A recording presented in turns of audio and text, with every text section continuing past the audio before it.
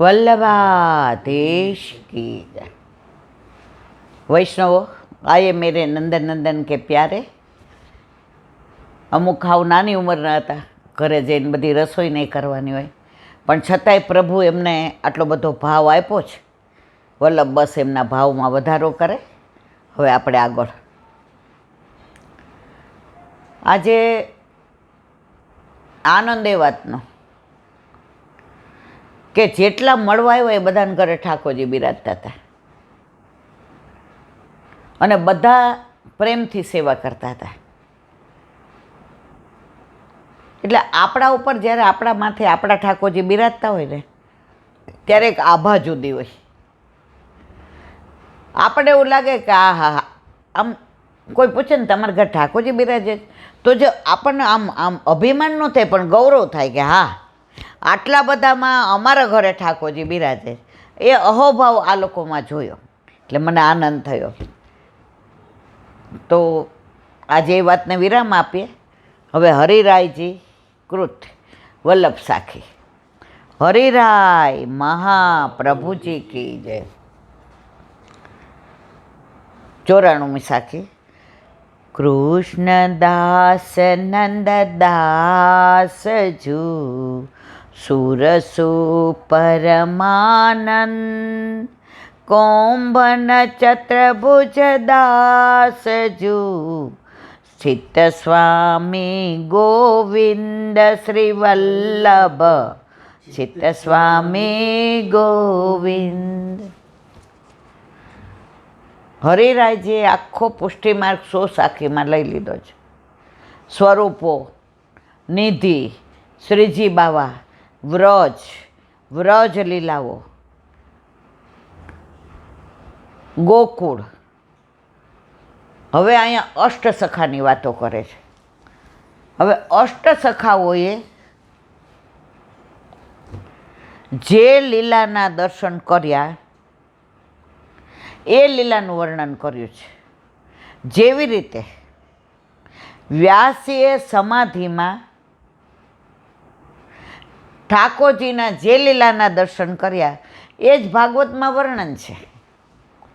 તો આ અષ્ટસખાઓએ પણ આપણાનું વર્ણન ગયા વર્ષે કરી ગયા છે, એટલે અત્યારે વધુ નથી કરતા, નહીંતર આમાં 2-3 મહિના જાય. તો એ બધા અનુસંધાન આ પહેલાં ગયા વર્ષમાં જોઈ લેજો. હવે કીર્તન પુષ્ટિ માર્ગમાં ગમે એવા ગતકડા કે બનાવેલા કોઈ પણ ધૂળ ઠાકોરજીની સન્મુખ ગવાતા નથી. ઠાકોરજીની સન્મુખ ફક્ત અષ્ટસખાના કીર્તનો જ ગવાય છે. હવે કીર્તન એટલે શું? કીર એટલે સુખ અને તન એટલે શરીર. એનો અનુસંધાનનો ભાવ મેં સાંભળો.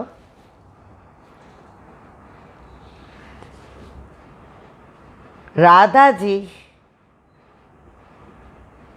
ની પાસે એક સુખ હતો, પોપટ. તો રાધાજી અને જે લીલાઓ કરતા ઠાકોરજી, તો પછી પોતાની અંતરંગ બધી વાતો સખ્યોને ન કહેવાય. તો એ લીલાના અનુસંધાન પછી રાધાજી જ્યારે બરસાના પધારતા તો આ લીલાનું વર્ણન કરવું ક્યાં? આજે પ્રભુ મધુવનમાં મળ્યા, નિકુંજમાં, રહસ્ય લીલા, આ બધી લીલાઓ જે પોતે અનુભવીને આવ્યા. હવે એ લીલા મારે કોની પાસે કહેવી? બધી લીલાઓ સખ્યોને કહેવાય નહીં. તો આ સુખ એનો અનન્ય હતો. સુખ એટલે પોપટ, કીર એટલે પોપટ. કીર્તન માટે આ કેવું છે. તો રાધાજી પોપટને હાથમાં લઈ અહીંયા બેસાડે. દેખ આજ બાત બતાવું બેઠ જા મેરે પાસ. એટલે પોપટ જાણે આમ સાંભળવા બેઠો હોય ને આમ કરીને બેસી જાય. અને રાધાજી બરસાનાથી પ્રભુને મળવા નીકળ્યા હોય, કયા શણગાર ધર્યા હોય, કયા આભૂષણ હોય, કયા વસ્ત્ર હોય, આજે કઈ કુંજમાં મળવા જાય છે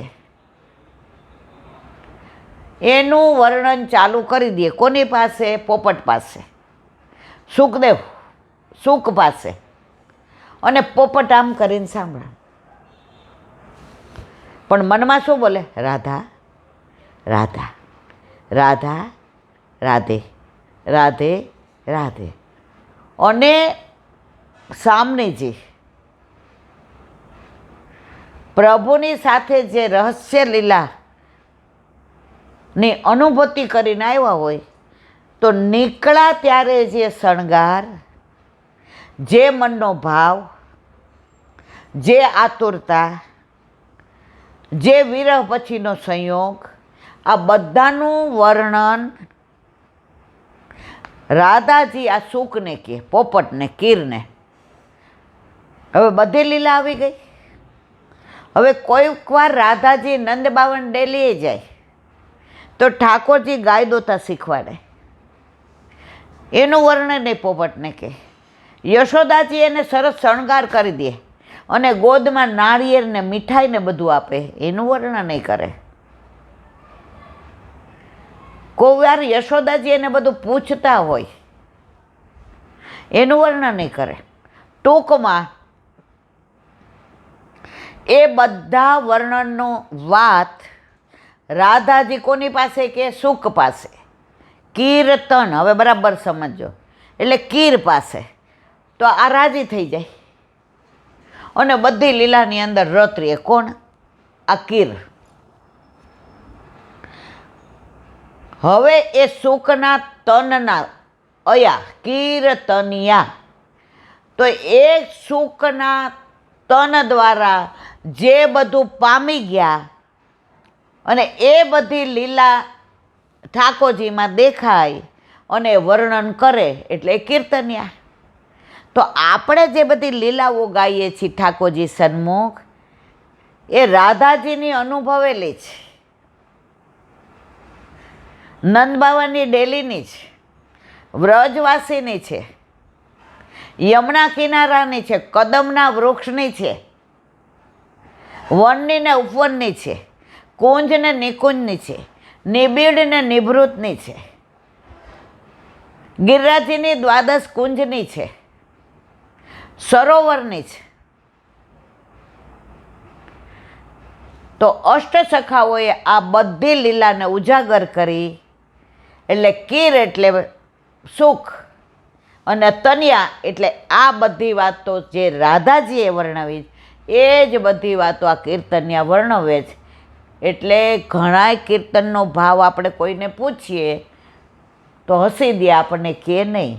કારણ કે રાધાજીના રહસ્ય નિકુંજની લીલા હોય જેની પાત્રતા હજી આપણામાં નથી. ઘણાય સુરદાસીને આવા દુષ્ટકુટપદ છે જેની અંદર એક શબ્દના અનેક અર્થ થતા હોય. સારંગમાં ક્યાંય સારંગ પાણી થતું હોય, સારંગ એટલે પોપટે થતું હોય, સારંગ એટલે સાપે થતું હોય, અને એનું વર્ણન સુરદાસીએ એક શબ્દમાં અનેક લીલાનું વર્ણન કર્યું હોય. હવે આપણી લાયકાત છે, આપણે સમજી શકીએ, આપણે એની અનુભૂતિ થાય,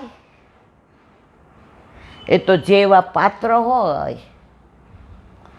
જો વલ્લભકોળી પાસે જાય ને તો અમુક વસ્તુ આપણે કરીએ એટલે હસી દે, કારણ કે હજી આપણી પાત્રતા નથી. તો આ અષ્ટસખાઓ દર્શન કેટલાના? અષ્ટયામની. સખા કેટલા? અષ્ટ. તો આઠે યામની સેવામાં આઠે સખાઓને કીર્તનનું, કોઈને બાળ લીલાનું, પરમાનંદદાસજીને બાળ લીલાનું ગમે,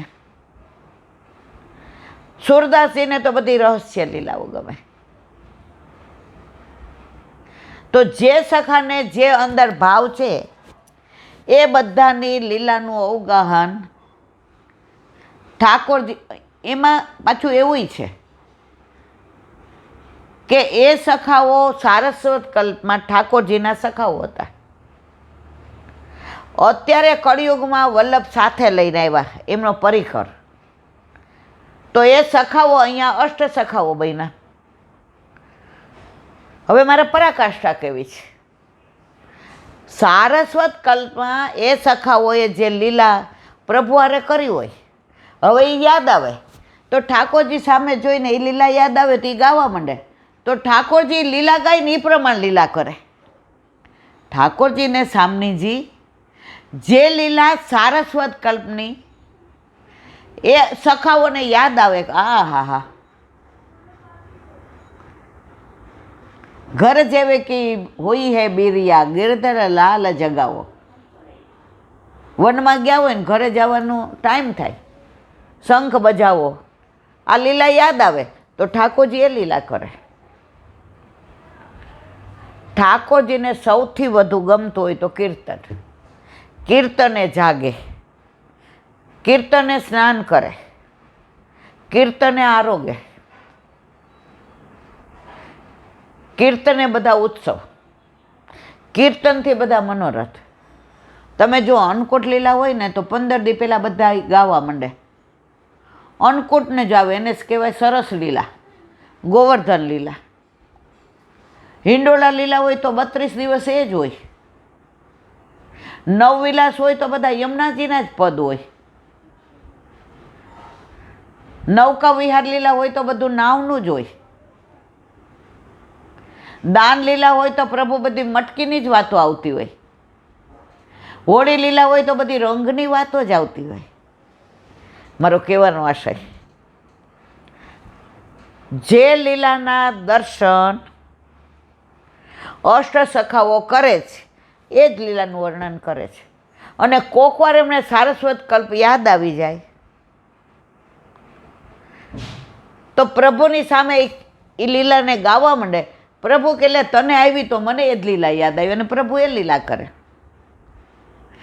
જે લીલા ભાગવતમાં ઢાંકી દીધી હતી સુખદેવજીએ, એ લીલાને ઉજાગર અષ્ટ સખાઓએ કરી. ભાગવતમાં કોઈ લીલાઓ નથી. આ બધી લીલાનું વર્ણન અષ્ટ સખાઓ દ્વારા આપણને મળ્યું છે. અને એટલે જ ગુસાઈજીએ 1652માં અષ્ટછાપની સ્થાપના કરી. એમાં 4 સખા વલ્લભના અને 4 સખા ગુસાઈજીના. એમાં સૌથી પહેલાં સખા કુંભનદાસ આવ્યા, જે વલ્લભથી ઉંમરમાં મોટા હતા. અને સૌથી પહેલી કીર્તન સેવા ઠાકોરજી ઓલી ઝૂંપડીમાં બિરાજતા હતા, પાઠ બેસાડ્યા વલ્લભે, કોંભના કછું ગા. અને પહેલું કીર્તન ગાયું ખંડિતાનું, સાંજ કે સાચે બોલતી હારે, પુષ્ટિ માર્ગનું પહેલું કીર્તન. તો કુંભનદાસ, સુરદાસ, પરમાનંદદાસ અને કૃષ્ણદાસ આ વલ્લભના સખા. ગોવિંદ સ્વામી, ચિત્ત સ્વામી, ચત્રભૂતદાસ ને નંદદાસ આ ગુસાઈજીના સખા. આ બધું સખાઓનું તો એટલું વર્ણન, એવા એવા કીર્તનો છે કે આખો જન્મારો જતો રહે ને તો આપણે વર્ણન ન કરી શકીએ. હવે કે છે કૃષ્ણદાસજી. કૃષ્ણદાસ